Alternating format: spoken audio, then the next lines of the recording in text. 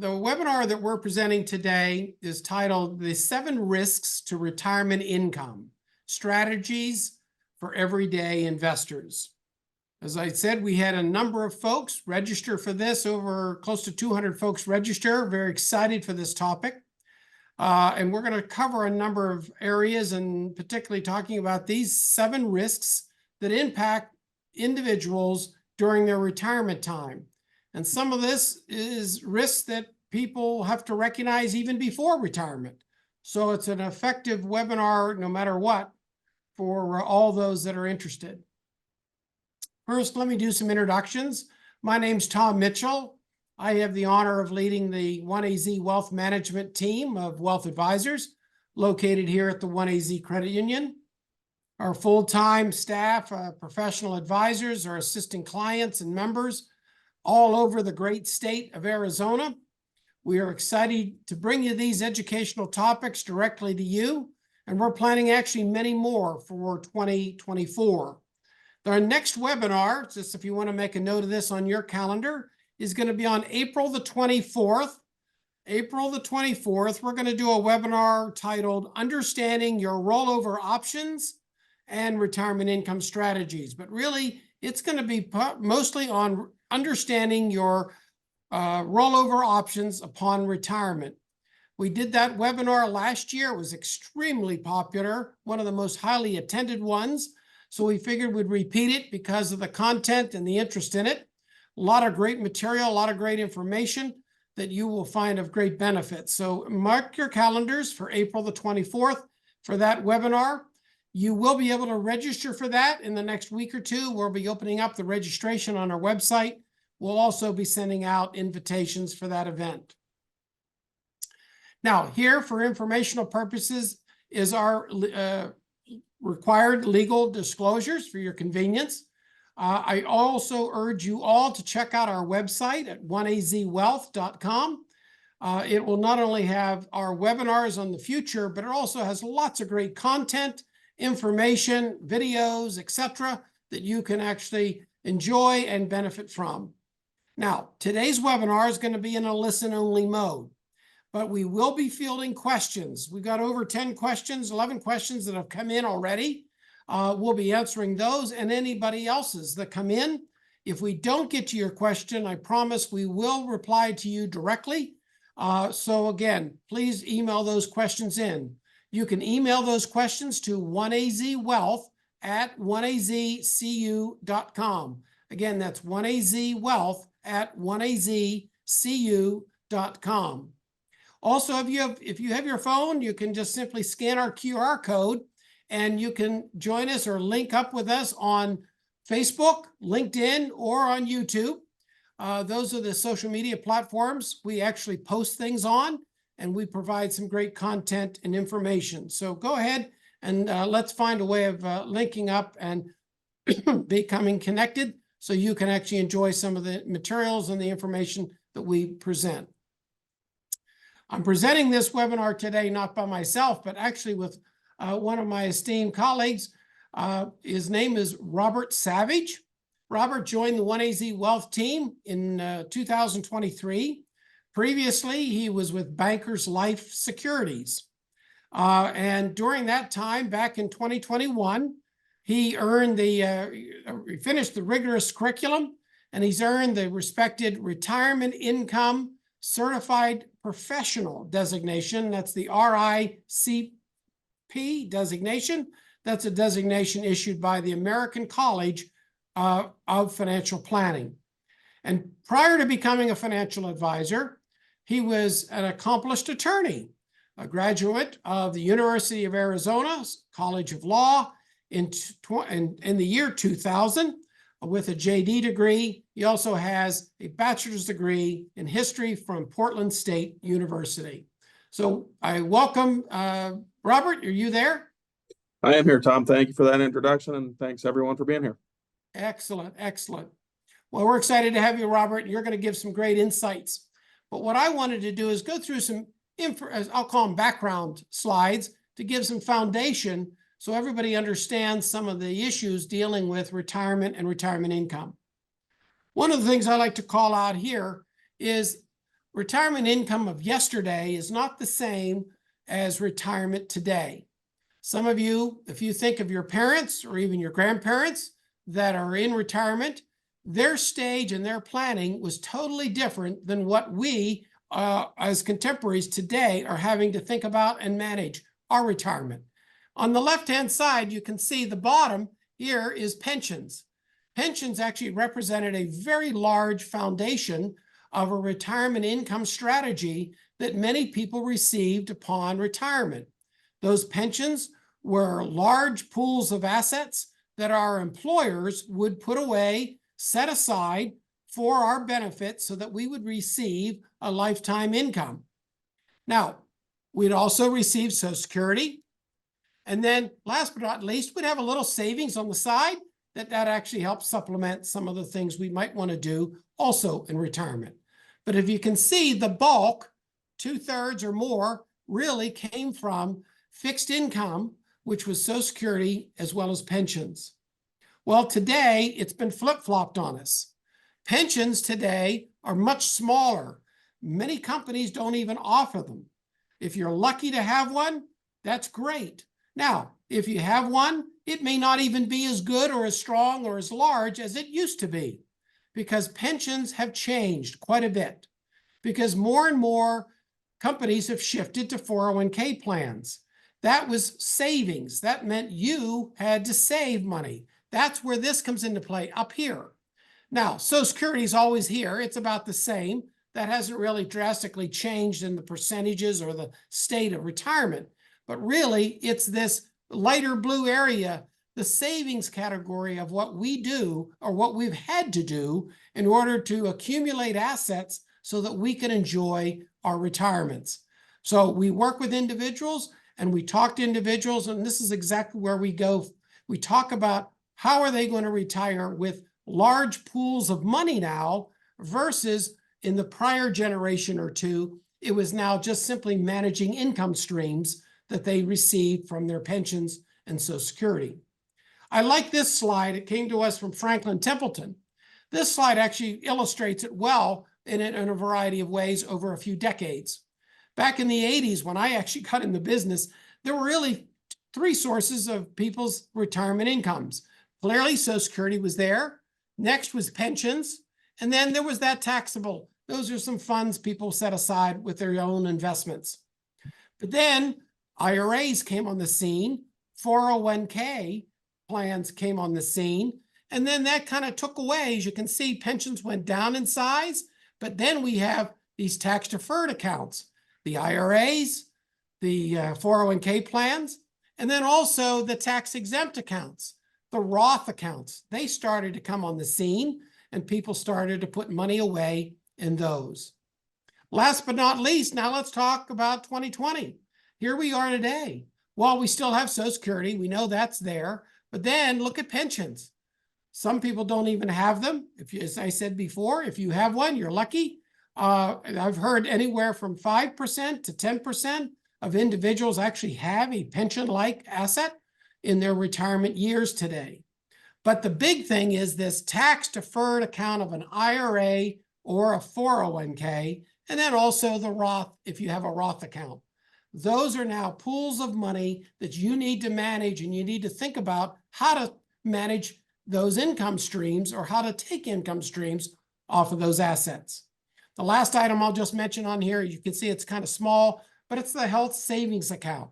Health savings accounts also came on the scene and allowed individuals to set aside money for their retirement for health expenses. So expenses that you would have for your health or your care, you could actually set money aside in one of these HSAs. So some of you actually might have one of those at your place of work, and you've been able to set money aside and be able to use that for some of those expenses later in your retirement. Now, let's talk about some of these real risky areas and what people worry about. What pre-retirees and retirees, what's keeping you up at night? Well, here are the four big ones that came out of a recent survey. These are the top four. Outliving your financial resources. 69% of those individuals that are in retirement or about to retire are concerned about outliving retirement assets and knowing that what they've got has to last them a lifetime. As you notice, we talked about those earlier slides, there was a shift. From the past, you worked at an employer, and sometimes people only had one or two employers in their entire career, and those employers rewarded employees with pensions, and those are those guaranteed income streams. Well, now retirement is so portable, and those assets are so portable and movable, these 401k plans is in your court. You are now responsible to manage that.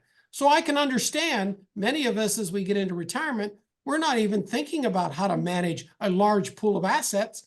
Now, here we are retired, and our duty now is to manage a large portion of our assets and to make sure we don't run out of assets. We don't want to run out of those so that we can have enjoyment in our retirement.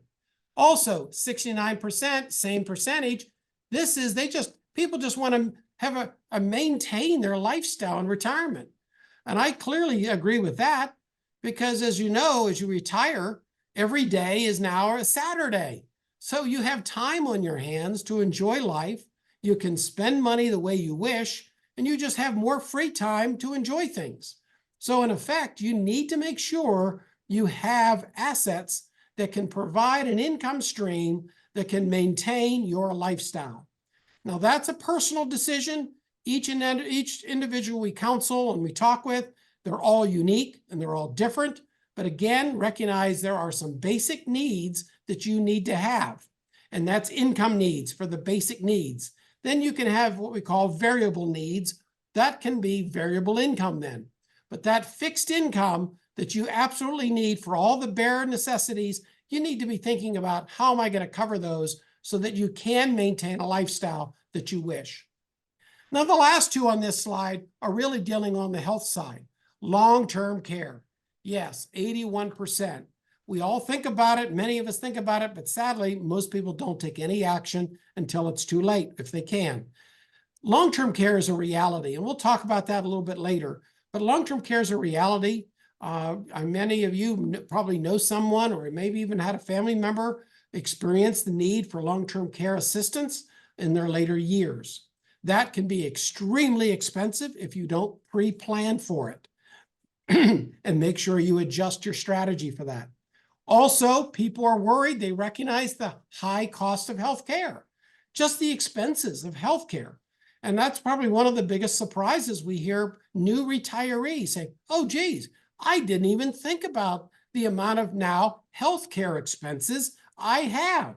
I had that covered by my company plan or where I used to work, but now I'm responsible for covering my own healthcare costs. Now, Medicare covers many things, but it doesn't cover everything, and that's why we're going to talk about that a little bit too. But these are key call-outs. Remember, we don't want to outlive our assets. We want to make sure we maintain our lifestyle, and we need to be thinking about some of these bigger expense categories later in our life. So without further ado, let's get into these 7 retirement income risks that all of us are faced with. So Robert, why don't you take it over from here? Thanks, Tom. Appreciate you setting some of the foundation and giving us some context to the things we're going to talk about. As Tom mentioned, we're going to look at the 7 retirement income risks. Let's start with the first one, which is longevity risk. This is simply the risk of outliving your money. It shouldn't be particularly surprising that as time's gone on, life expectancy has gone up. For people who've reached the age of 65, men are now expected to reach the age of 88, women age 90, and if they're dealing with a married couple, one of the spouses is likely to reach age 94. So when we're dealing with more of our retirement being based on those savings plans that Tom talked about, the IRAs, 401ks, things of that nature, we need to make sure that that pool of assets lasts throughout the lifetime of that retirement. And this longevity risk has a multiplier effect on some of the other risks that we're going to talk about.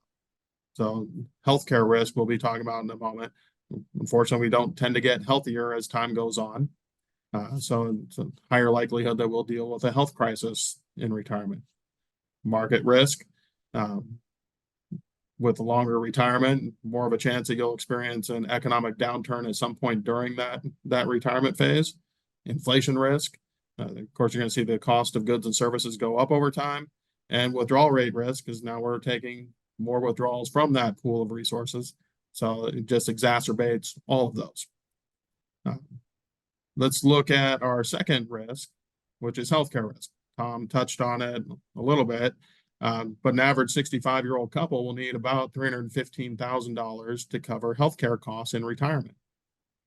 And that doesn't even include long-term care expenses. So that's essentially, between $14,000 and $15,000 a year per couple, about $7,500 per person. And that could be higher depending on where you live and what situations you encounter as you go through your retirement. Medicare itself is not free, and on top of that, it doesn't cover everything. Yeah, as Tom just highlighted, Medicare really only covers between 59 and 60% of healthcare expenses. So let's get into that in a little bit more detail on our next slide. So if we're looking at the average 65-year-old, and these costs are based on 2023, Part A of Medicare, fortunately, doesn't have a premium attached to it, but Part B certainly does. That's almost $2,000 a year. And then, of course, there's prescription drug plan costs of close to $400 per year. And if you opt to go with a Medicare supplement plan, also known as a Medigap plan, you can look forward to some additional expense there, along with the other out-of-pocket and prescription drug costs. So now we're at a grand total of $7,000 per year per person in the couple. So it doesn't take very long to see, that amount creep up to $315,000 or better to cover those healthcare expenses. And as we mentioned before, that doesn't even include the high cost of long-term care, which is becoming more and more likely that people will use as they live longer lives. Let's take a look at long-term care. So one of the big things to realize about long-term care is that more and more people are using it. It's estimated that healthy 65-year-olds, women will about 56% of the time need some form of paid long-term care. Men are at 44%.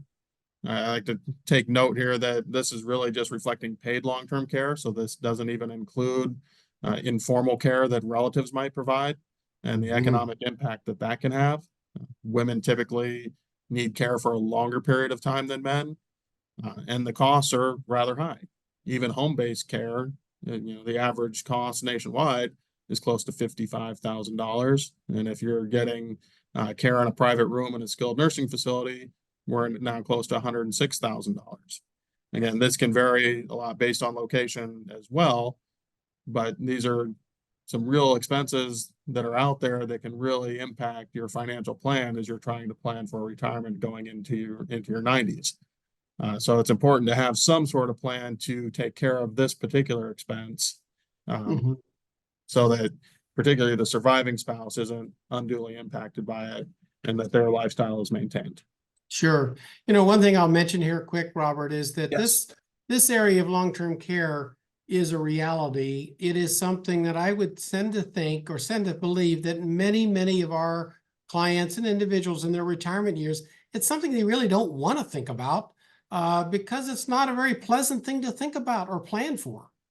But if you plan appropriately and proactively, there's ways you can manage it. And it's not like you have to have this huge pool of money and $300,000 lump sum.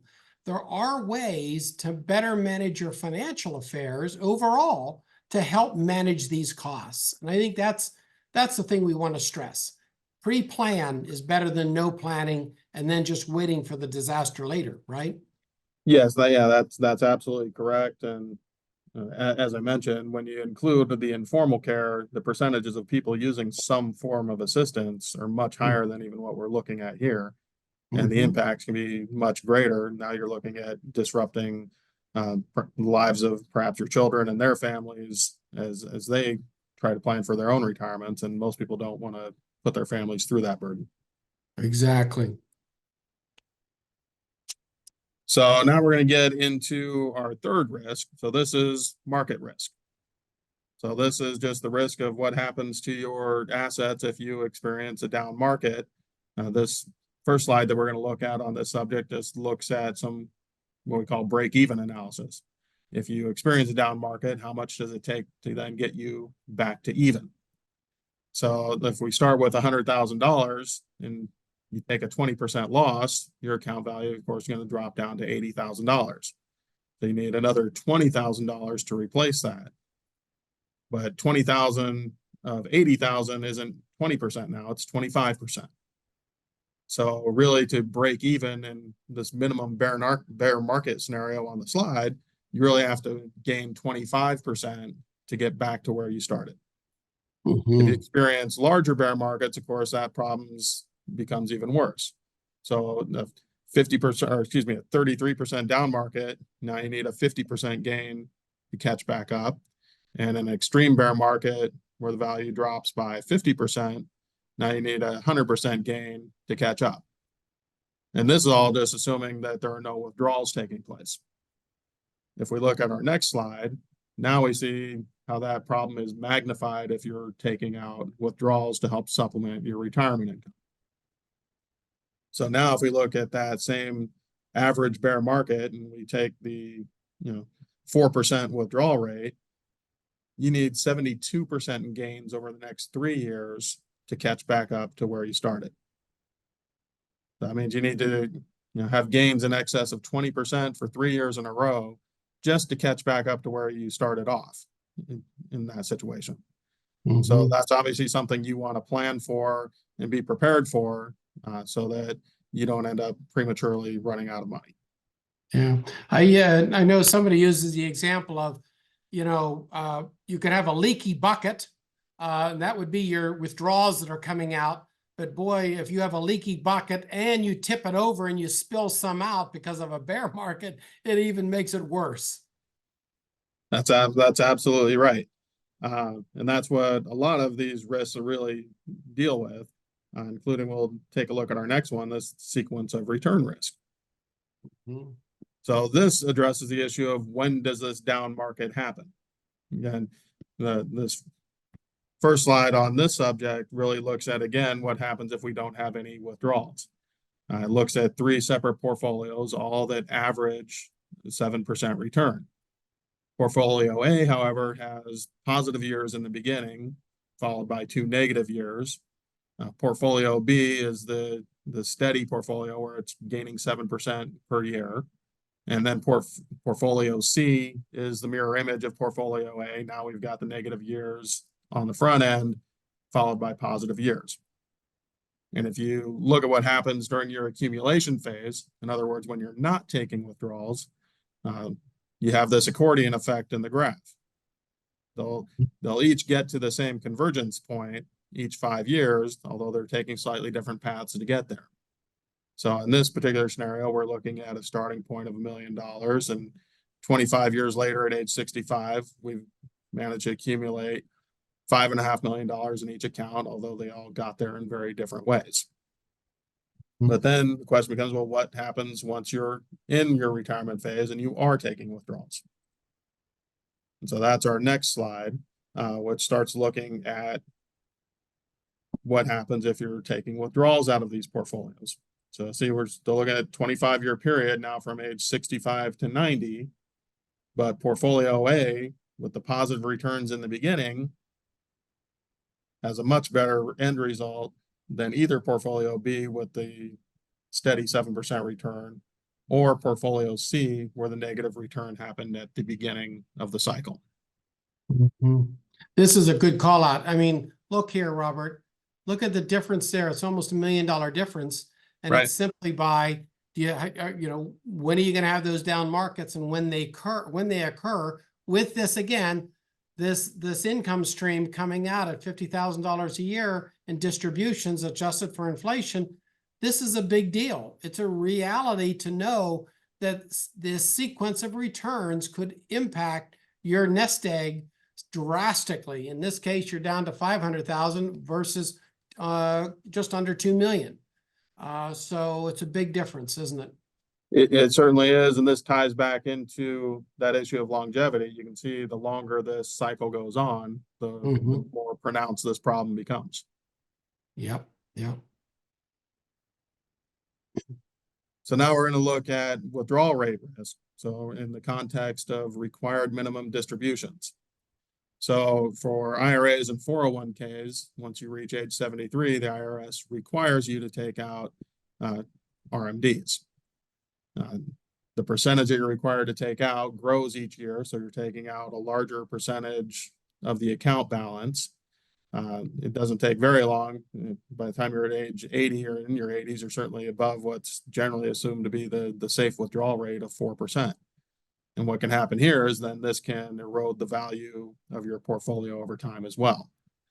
So if we look at our next slide, that actually shows the impact of these withdrawals in a down market. In particular, we're looking at S&P 500 returns from 2000 to 2010. And you can see in that first year, if you were a 73-year-old taking the 3.77% RMD, you had a decrease in the portfolio of first that $37,735. But then to Tom's point, the bucket also tipped over and lost about another 10% of its contents. So your $1 million account dropped down to $871,000. The following year, you have a similar result.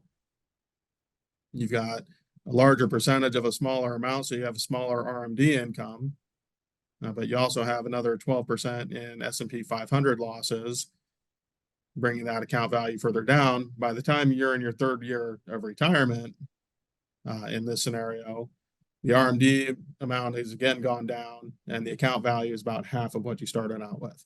And at that point, you're probably not feeling too comfortable about your retirement plan. Now, fortunately, in this scenario, there were some positive years that built that account value up, but you can see the impact of the 2008 recession, where it then brought that account value back down to $460,000. And we still have about 20 years of retirement to plan for. And this widely varying RMD income to go along with it. Another thing about RMDs, they are what they say required minimum distributions by the IRS. And if you don't take them out, you could pay a penalty.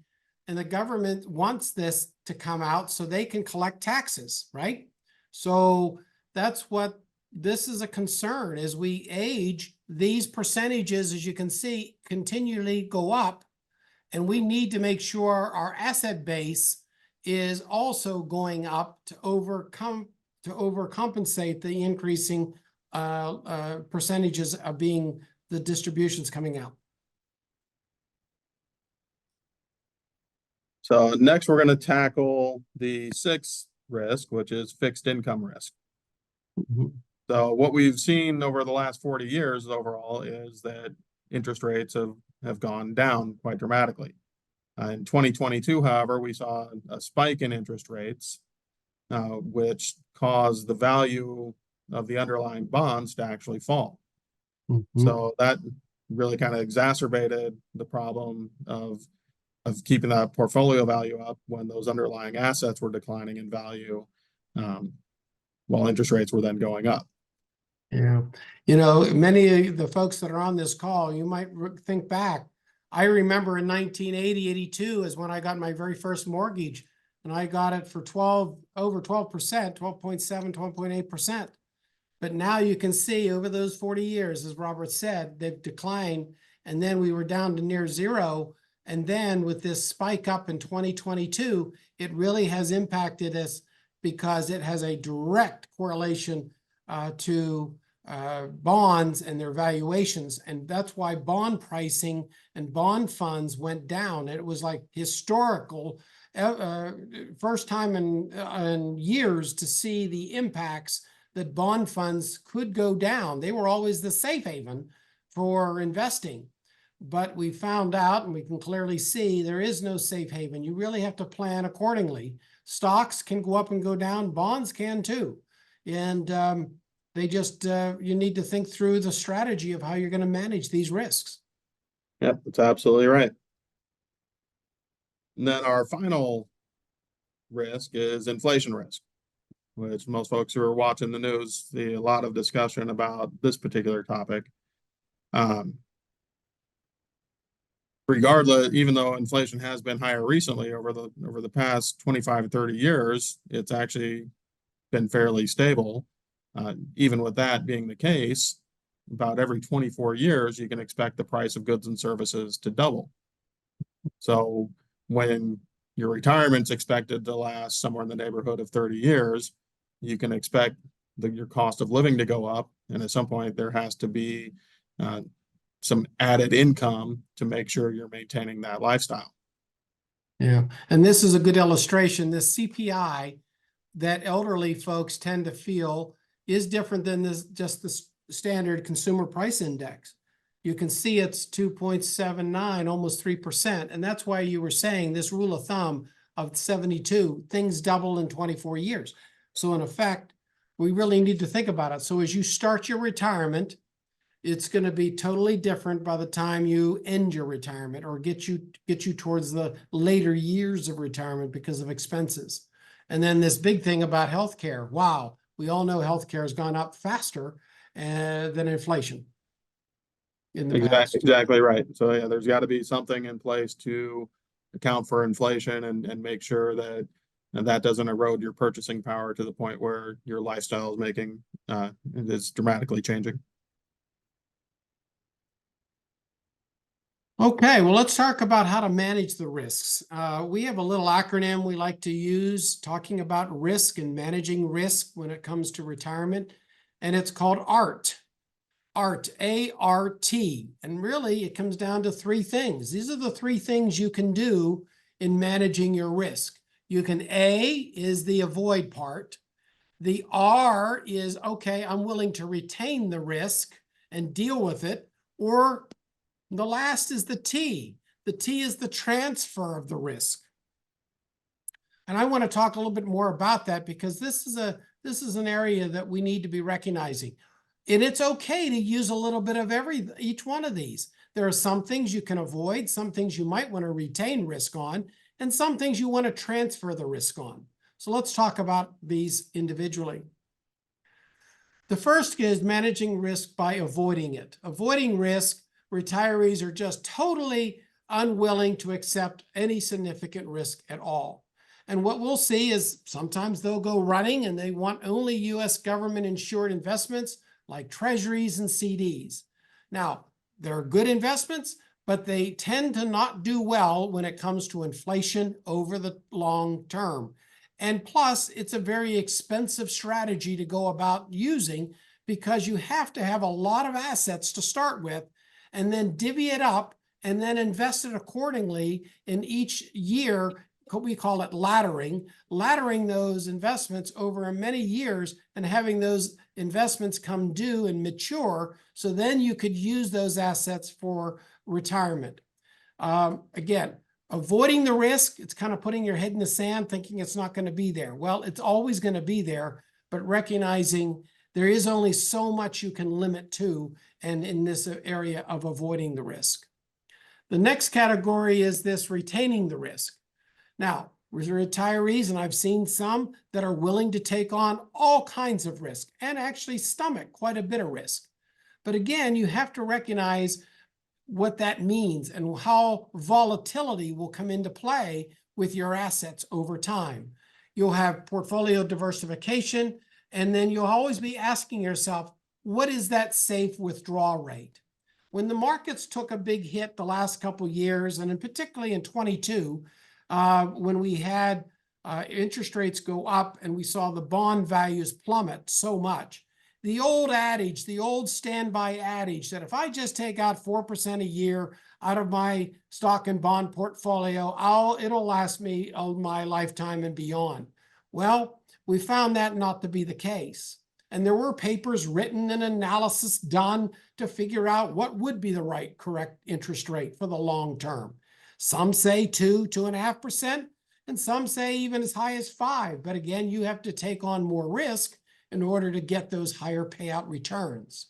But recognizing the retaining of the risk is an area, and just be careful. Don't take on too much. I use the phrase a lot.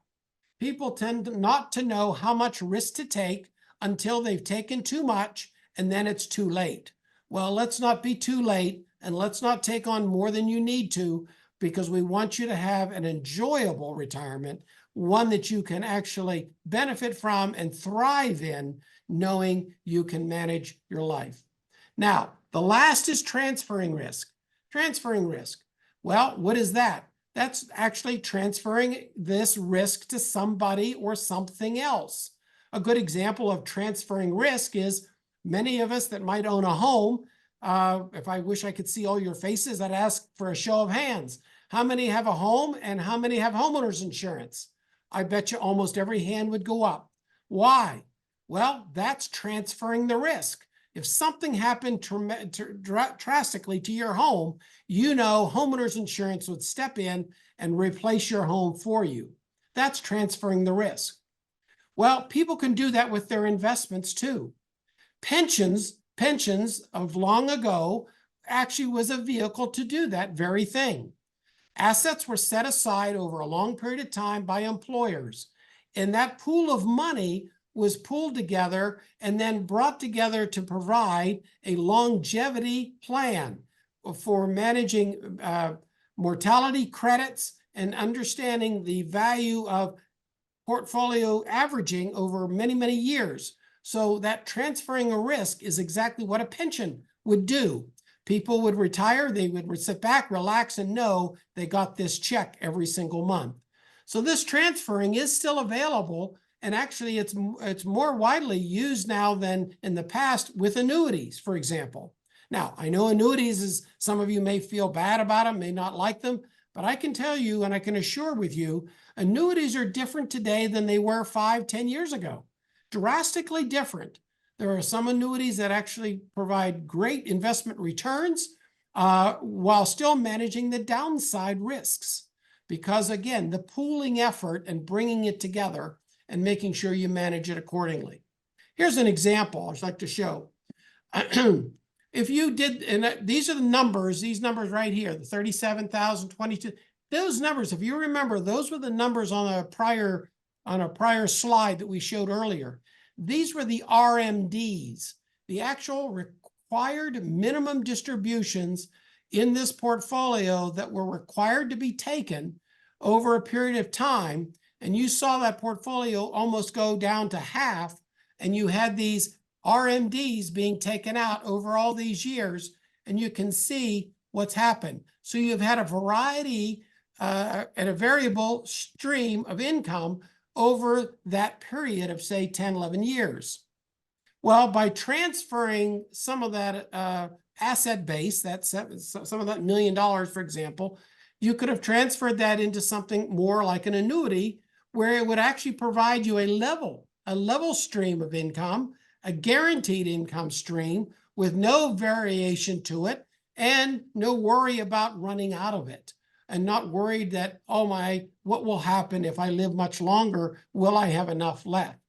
So annuities can be a wonderful vehicle to strategize in blending. Now, does annuity cure the common cold?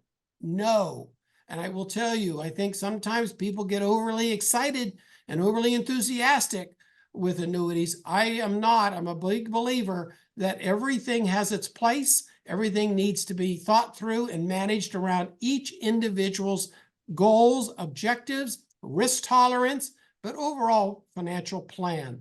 So what do? Maybe there's a plan to take some money and pensionize it. There's a word for you, pensionize it. That's basically annuitizing some of your assets so that you can have a guaranteed income stream that you know you won't outlive. And it will be there forever. So all your basic financial needs are there. And then you have on top of that, what we call the variable needs. And then you build into that for those extra things you might want to do. But everything is down to personal touch, personal plans, personal decisions. What you want is all around your goals and your objectives. Now, these next few slides we want to touch on are really important, because this shows you what good planning can do. Taxes is a real thing. And many people, many retirees that we talk with, they don't recognize how much taxes can impact their life. They never think about it because they've lived a life getting paycheck, paycheck, paycheck, and they've always had their taxes withheld. Well, now when you're retired, who pays those taxes? You do. So you need to write those checks to the government as you get them, because those taxes will come due when it comes time to file your return. So, but we can do some great pre-planning, being proactive in the planning process. So Robert, why don't you go through these slides? Yeah, absolutely, Tom. As Tom mentioned, one of we'll call this our bonus risk, the risk of taxes and how to make tax smart withdrawals or tax efficient withdrawals. And we'll cover really, something as simple as where you choose to live and the impact of that on taxes. And then also look at some potential withdrawal strategies and show how being tax conscious can really save you quite a bit of money and make for a better retirement plan. So yeah, the art is not in making money, but in keeping it. And as I like to tell people, there's not even so much as a patriotic duty to pay more in taxes than you're absolutely required to. So particularly when you go into retirement, now it's your responsibility to manage that tax burden. It's really important to make sure you're taking tax efficient withdrawals. When we look at the issue of where you live, different states have different state income tax rates. We're fortunate to be here in Arizona, where we're amongst the lower states as far as income taxes go. But there are certainly some states out there where their state income tax can be greater than 8%.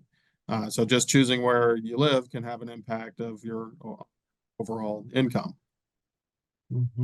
Next, let's take a look at, the fact that even some states do tax your Social Security. Thankfully, that's a minority of states out there that tax a portion or all of your Social Security, and that's shrinking as the years go on. But it's important to know if you are in one of the states that tax Social Security, you want to be aware of that impact as well. And now let's look at a hypothetical situation to show you how your withdrawal strategy can impact you on taxes. So we're going to look at a couple that's retiring at age 65. To live comfortably, they want income of approximately $60,000 each year. They don't plan on claiming Social Security until age 67, when they both reach full retirement age. And those benefits will be $24,000 per year, meaning they have to make up some income elsewhere. And they've saved about $800,000 between their tax-deferred 401k, their tax-exempt Roth account, and $100,000 in their taxable brokerage account. So we're going to first look at how the conventional withdrawal order would work for these folks. So here, those first 2 years where they're not claiming Social Security, they're taking their withdrawals first from their taxable brokerage account for as long as that lasts, and then they're beginning to use their tax-deferred 401k to make up the difference.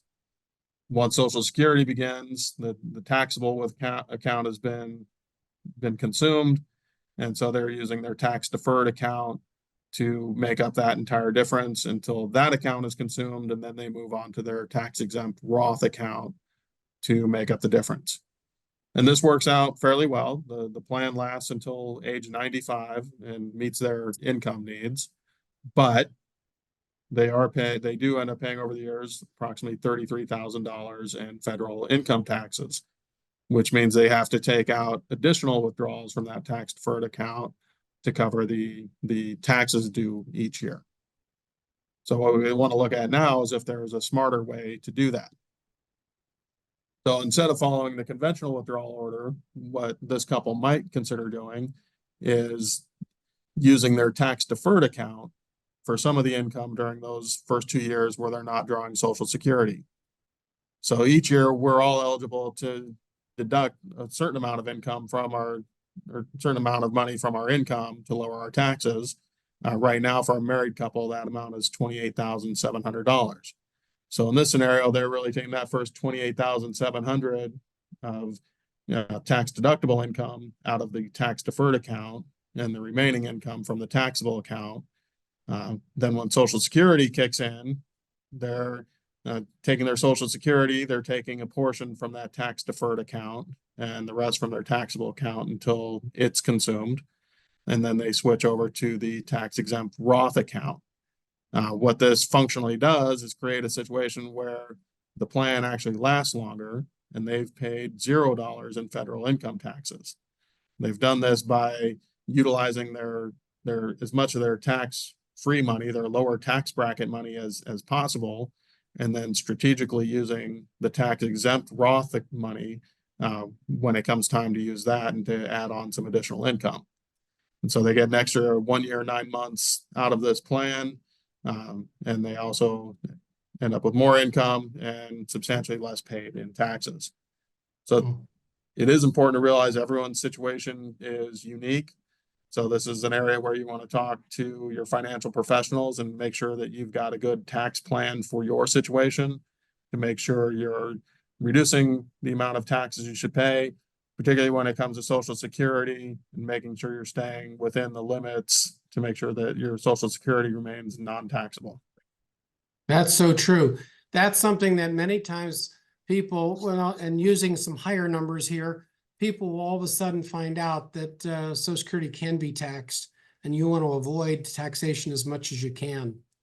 But this just calls out the pre-planning aspects, doesn't it, Robert? I mean, it's not on April 14th or 15th when you have your taxes prepared for you by your tax preparer, or maybe you're doing your own taxes.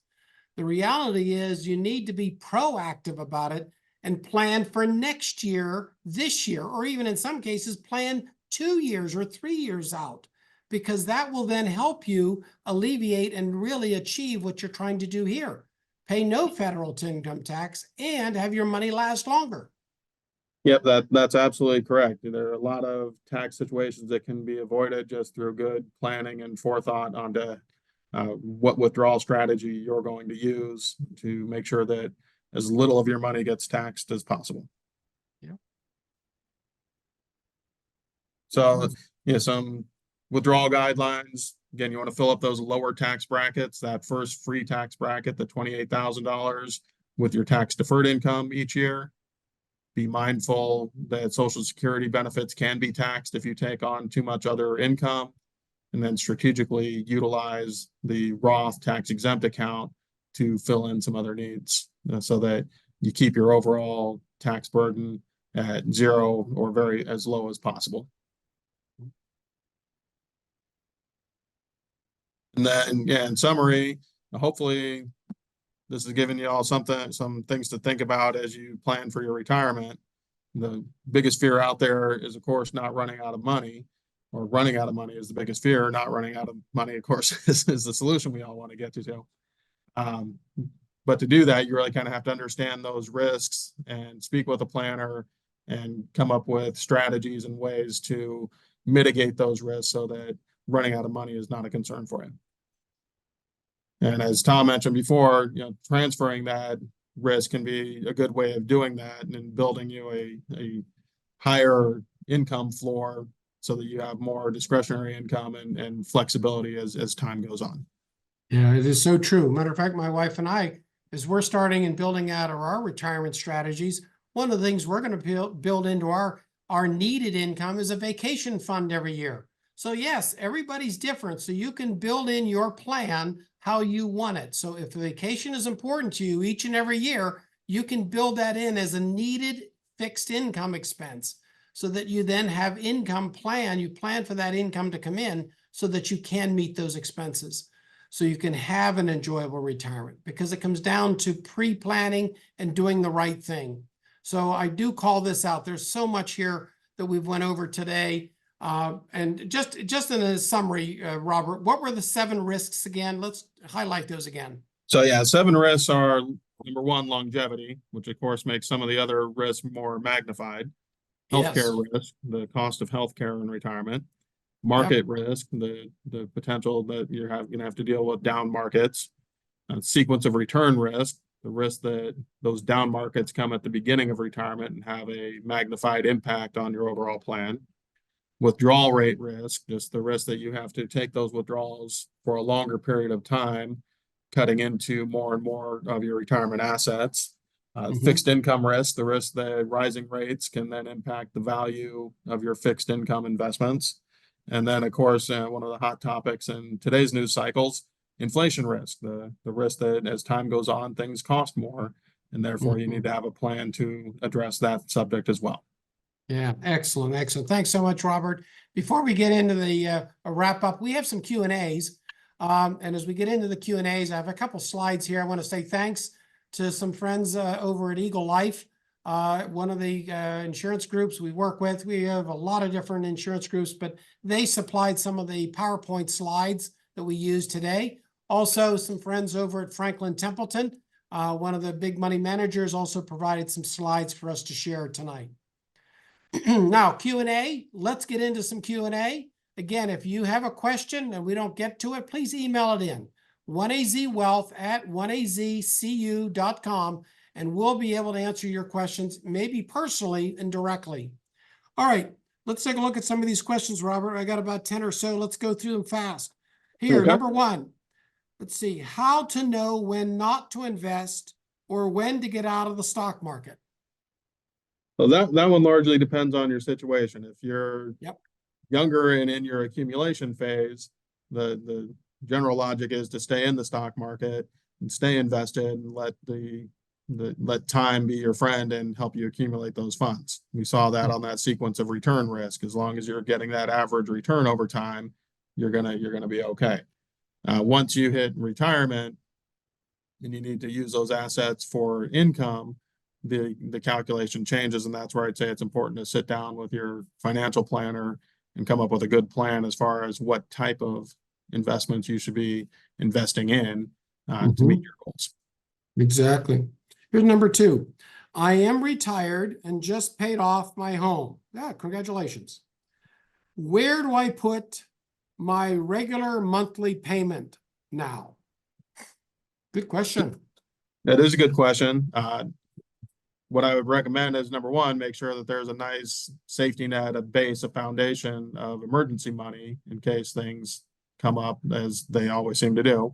And from there, again, I'd look at talking with a financial planner, financial professional, to see what you can invest that money in to get higher returns for longer term needs.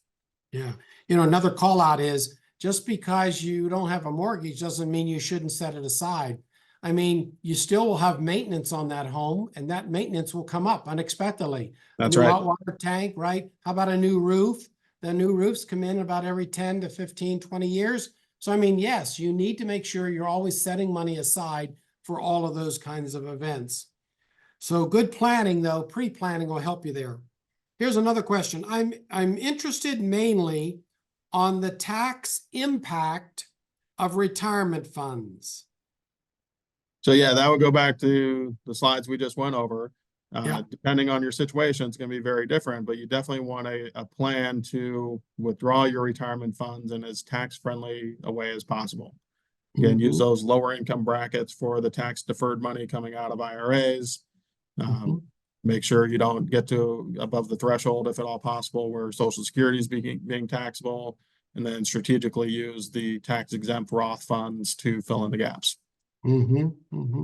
Another call out, which we didn't cover in these slides, but we did when we did our Social Security. We did a Social Security webinar, and I urge anybody that would really like to know more about Social Security, we go back on our website, check out our webinar on Social Security and Medicare. You'll learn quite a bit, because some of the decisions you make right before retirement will actually impact your expenses for, say, Medicare 2 years later. Because they look back. When you start Medicare, they go back and they look back. What happened, or what did you do tax-wise and your income? And that will determine sometimes the premium expense that you'll have. So a real call out is pre-planning, be proactive, check out those webinars and listen to them. You'll learn some interesting things about Social Security. Another question, here's another tax question. How to handle taxes when withdrawing funds from an IRA account? Well, I'll do that, Robert. Most of our clients, we recommend, do a percentage of the amount that's coming out, also have it automatically withheld and sent to the IRS. You can do that. There's some wonderful ways of just doing it. So you're basically, as you come out, as you have the money coming out, that's when you pay it in. Now, you don't have to do it that way. You can wait to the end of the year, or you could pay quarterly estimates, and then hopefully you'll have set aside enough money to pay it. But those, as you take out $1,000, you put maybe 15% or $150, you have that set aside and sent automatically to the government. So then when you do your taxes, you'll then match up what you paid in to what you owe, and hopefully it's a match, and maybe you'll even get a little return. But the key thing is making sure you plan. Another question. I plan on retiring this year at age 60. Hey, congratulations. All right, what should I know and watch out for? Oh, that's a good question. Do you want to talk about that, Robert? Yeah, so that is a good question. There are at least two things that immediately come to mind. The first is, if you're retiring at age 60, you're going to have a minimum of 2 years before you claim Social Security. So you've got to plan for that gap in income between when you retire and when you're able to collect Social Security. It's much like the example we looked at with a couple earlier, where they retired at 65 but weren't collecting Social Security until 67. Now, of course, if you're going to defer past age 62, you've got a larger gap to fill. The other thing is healthcare. You won't be eligible for Medicare in this situation until age 65. So you now have at least 5 years where you have to have another plan to take care of your healthcare expenses until you do become eligible for Medicare. Yeah. And I'll call, is there something else you want to say? No, that was it. Okay. Let me tag on and just mention about the importance of pre-planning your Social Security. Because every year you can delay it, the more you'll get later. And with longevity, again, every person is different. So you know your longevity in your family, perhaps. Maybe it's in your family genes. It may be I just had, my wife just had an aunt pass away last week, ironically, at the ripe old age of 104. How about that? 104. Well, God bless her.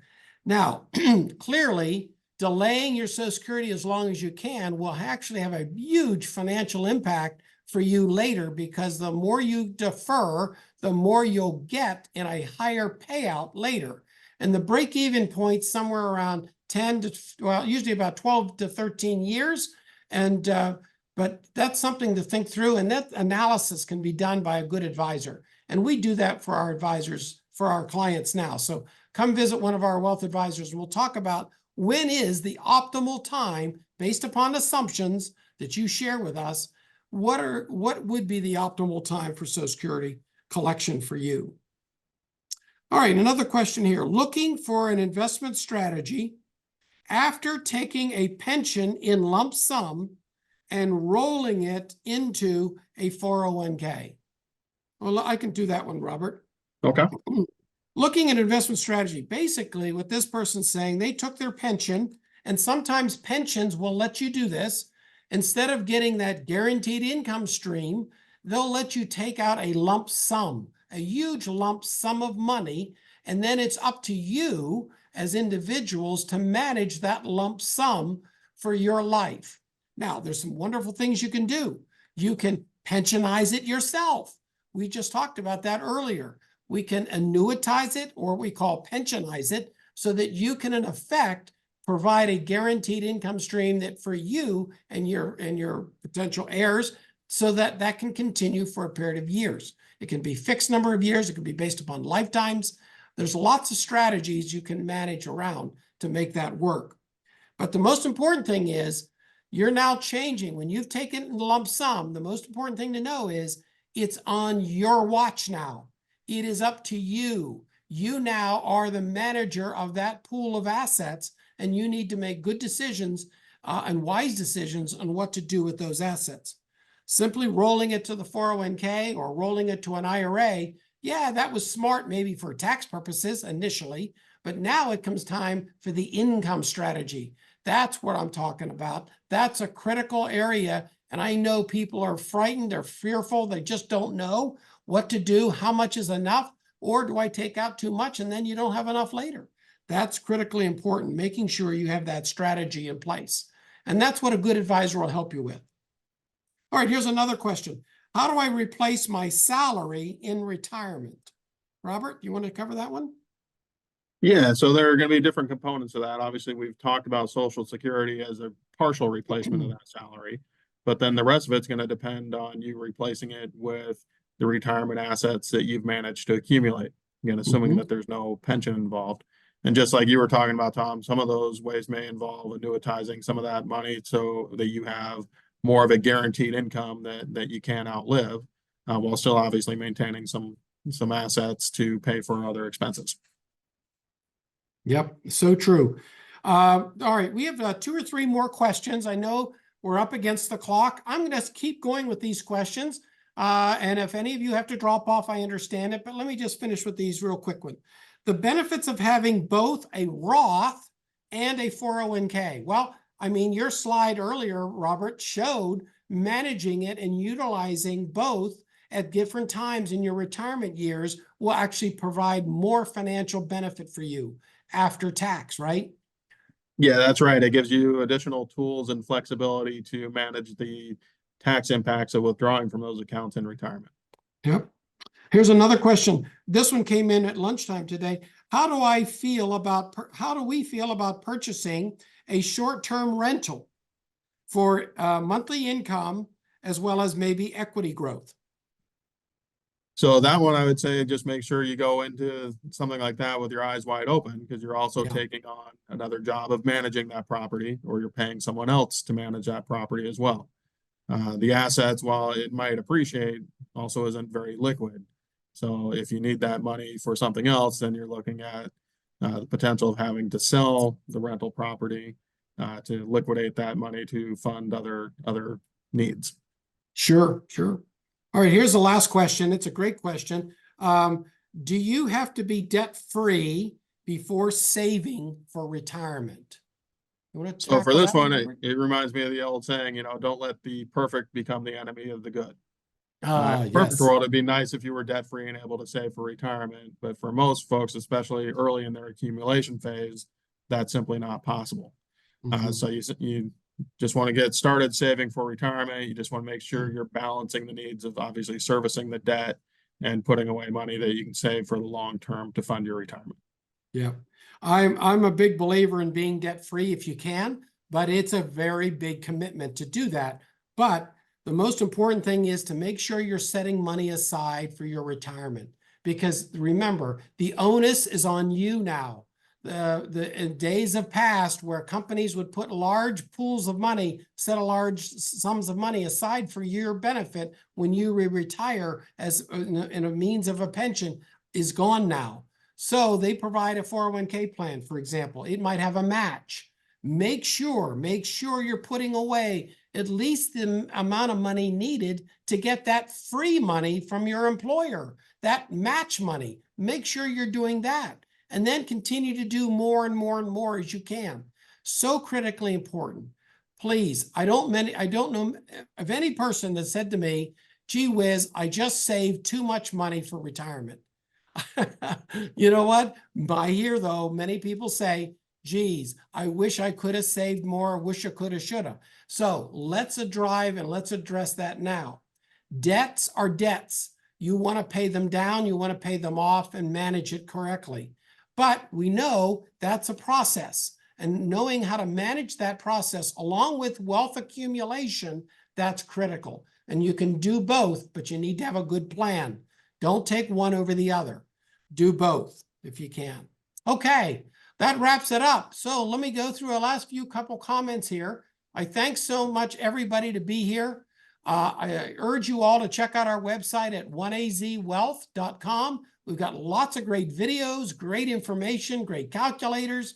Also, our webinars coming up will be there. You can register for those. If you have any questions, always know you can email us at oneazwealth@oneazcu.com. Our website actually has an appointment calendar. You can actually set up a phone call, a Zoom call, or even an in-person meeting simply by visiting our website at oneazwealth.com. All of our advisors have their links there so that you can get to know them and also get to select a time and that would be most convenient for you to have a chat. Remember, there's no better time than now for a second opinion. Most of the people we work with have had an advisor in the past, and that's good.